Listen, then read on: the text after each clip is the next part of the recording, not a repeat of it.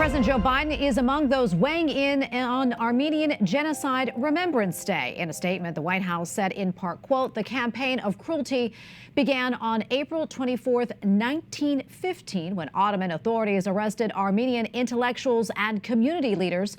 In the days, months, and years that followed, 1.5 million Armenians were deported, massacred, or marched to their deaths." Pope Francis twice called the operation against the Armenians a genocide, including during his 2016 visit to one of the earliest Christian nations. Turkey accused the Holy Father of a, quote, crusades-like mentality.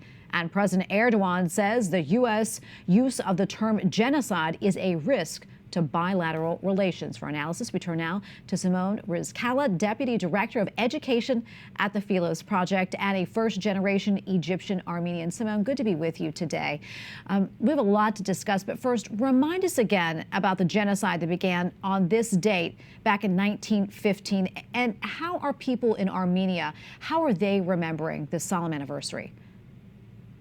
Thank you so much for having me. Well, this Remembrance Day is the first Remembrance Day after the religious and ethnic cleansing of Artsakh, of the Nagorno-Karabakh, last September.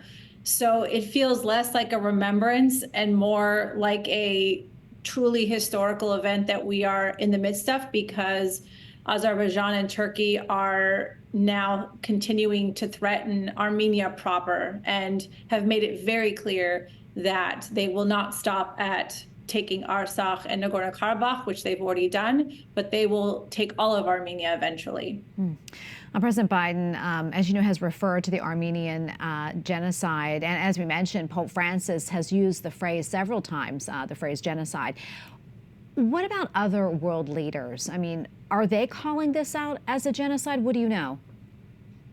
The International Court of Justice has referred to it as genocide. I think that it has become pretty common knowledge that this is a genocide. I mean, 120,000 Armenian Christians, kicked out of a region that we have resided in since before Armenians were Christians, and Armenians are the world's first Christian nation. So I don't think that's really up for dispute any longer. But of course, it's very funny to me that Erdogan and Aliyev would accuse Pope Francis of using crusader language when they are already referring to Armenia as Western Azerbaijan.